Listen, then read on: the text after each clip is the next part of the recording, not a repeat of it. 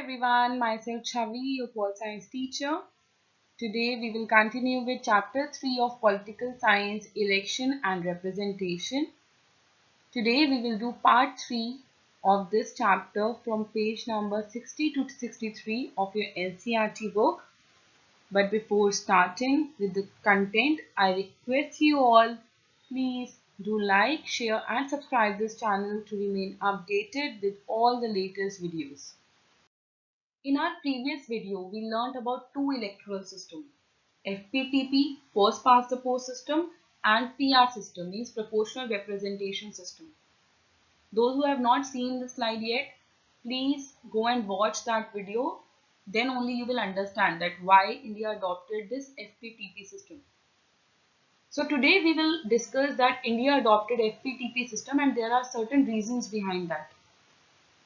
So first of all, try to understand that when our constitution was in making, the drafting committee of the Constituent Assembly, which was headed by Dr. B.R. Ambedkar, decided that the elections to Lok Sabha will be of FPTP instead of PR system, because PR system is a complicated system which may work in a small country but would be difficult to work in a subcontinental or big country like India.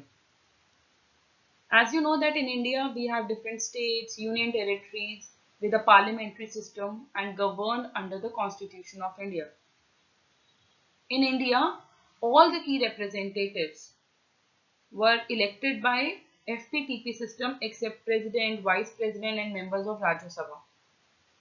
So, what are the reasons? What were that reasons which actually led to the adoption of this FPTP system in the country? Over here you will learn the 5 reasons. The first one is that FPTP is a simple election system to be understood by common voters. Because in India, literacy rate is not very high and during the time when we got independence, it was very less. So when India gained independence, many were illiterate and it would have been difficult to understand the PR election system, which is already a complex system.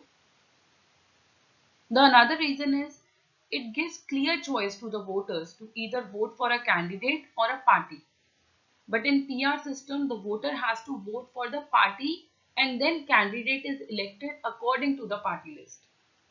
So this is a big difference between FPTP and PR system. The third point is that in FPTP system, the voter knows whom they have voted for because they know the candidate. And that candidate remains always accountable. Accountable means the one whose report we have, that what the work is done by that particular candidate in this particular time period.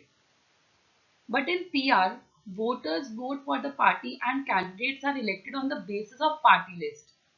So the voters don't know who to hold accountable for the welfare. So the fourth point is that in FPTP, when one representative comes to power, there is less clash of ideas and interest. But in PR, means proportional representation system, when lot of members come and work as a representative, there are possibility of conflicting of interest. And it is very obvious when 5 or 6 people are going to take the decision, it will automatically lead to certain kind of chaos and confusion.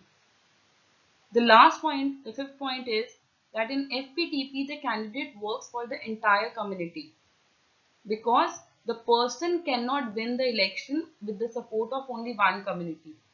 And when the candidate is going to work for the entire community, it will lead to the formation of a nation, not of a community. But in PR, voters might vote on the basis of community lines because there is a possibility of each community coming to power because seats will be shared according to the share of votes. So these are the reasons which actually made India to adopt FPTP system over PR system. This particular cartoon you will see on page number 61 of your book. Over here you can see that there are 4 big members who are trying to listen to a tiny person in a center. These members of the ruling party are trying to listen to the tiny opposition. So was this the effect of our electoral system, means FPTP? So students, remember that in the beginning there was only one political party which dominated in the Lok Sabha and the Rajya Sabha. At that time when we got independence, the opposition was not very popular to play any significant role, as they were just nominated representative in both the parliamentary houses. So this cartoon depicts the tiny role which was played by the opposition party at that time. But with the change in time, the opposition party actually become very important and start playing very important role, because they can question the government of their working and hold them accountable to the public, and it is equally responsible for them to uphold the best interest of the people of the country. So you can understand that opposition also plays a very important role, and they led the ruling party to hear about their demands or their pleas. So this is all for today. I hope you have understood what we had done. Thank you everyone. In the last, this is your home task. I have given you only one question. Answer is given in the slide. You can check it from there. Have a nice day. Stay safe.